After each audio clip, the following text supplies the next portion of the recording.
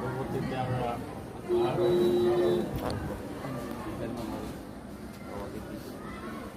আজকের এই রাতাবাড়ি আঞ্চলিক নদুয়ার সম্মানিত সভাপতি সম্পাদক সহ আল জামিয়াতুল ইসলামিয়াতুল জামিয়া সম্মানিত শিক্ষক মণ্ডলী ছাত্রছাত্রী সবাইকে আজকের এই স্বাধীনতা দিবস উপলক্ষে আন্তরিক প্রীতি এবং শুভেচ্ছা জ্ঞাপন করছি। আজকে আমরা ভারতবর্ষের ৭৮তম স্বাধীনতা দিবস উপলক্ষে নদুয়ার রাতাবাড়ি আঞ্চলিক কার্যালয়ের প্রাঙ্গণে ভারতীয় জাতীয় পতাকা উত্তোলনের মাধ্যমে আমরা আজকে এখানে আমাদের সংক্ষিপ্ত আকারে সভা চলছে। তো আজকের এই দিনে যারা ভারতবর্ষ স্বাধীন করতে গিয়ে যেসব আমাদের পূর্বপুরুষরা আত্মবলিদান দিয়ে আমাদেরকে স্বাধীনতা অর্জন করে এনে দিয়েছেন, তাদের প্রতি আমরা গভীরভাবে শ্রদ্ধা নিবেদন করি এবং আগামী দিনে যাতে তাদের এই অক্লান্ত পরিশ্রম এবং আত্মত্যাগ আমরা যথাযথভাবে কাজের মাধ্যমে মূল্যায়ন করতে পারি, এই আশাবাদ ব্যক্ত করে সবাইকে আন্তরিক প্রীতি ও শুভেচ্ছা জানিয়ে আমার সংক্ষিপ্ত বক্তব্য শেষ করছি। ধন্যবাদ।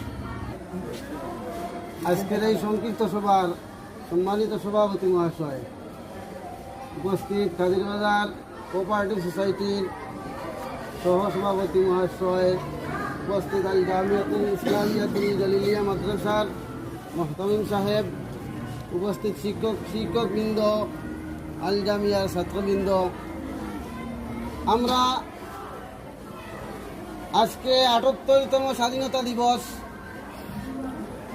এই দিবসে রাতাবাড়ি আঞ্চলিক ইমারত শরিয়া ও নদওয়াতুত তামিরের কার্যালয়ে সারা ভারতের সাথে তাল মিলিয়ে আজকে আমরা পতাকা উত্তোলন করেছি।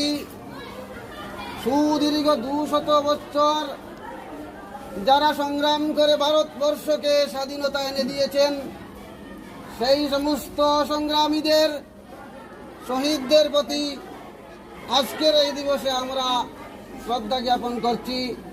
শুধু শ্রদ্ধা জ্ঞাপন করছি তাই নয়, আমরা কাজে পরিণত করিয়ে দিয়েছি।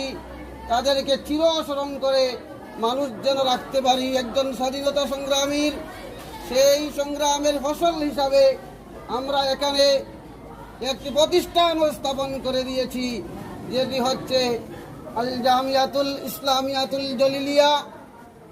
জলিলিয়া মানে হযরত বদরপুরি রহমতুল্লাহ আলাইহি, আব্দুল জলিল চৌধুরী রহমতুল্লাহ আলাইহি, যিনি স্বাধীনতা সংগ্রামী, বীরপুর পুরুষ রাজনীতিবিদ, ওনার নামে আমরা একটি মাদ্রাসা স্থাপন করে দিয়েছি, যেখানে এসে আমাদের ভবিষ্যৎ প্রজন্মরা তারা জেনারেল শিক্ষা থেকে ধর্মীয় শিক্ষা, প্রতিষ্ঠি শিক্ষায় তারা যেন শিক্ষা লাভ করে এই রাষ্ট্রের সেবা, এই রাষ্ট্রের প্রতি যত্নশীল হতে পারে, তাও আমরা কায়েম করে দিয়েছি।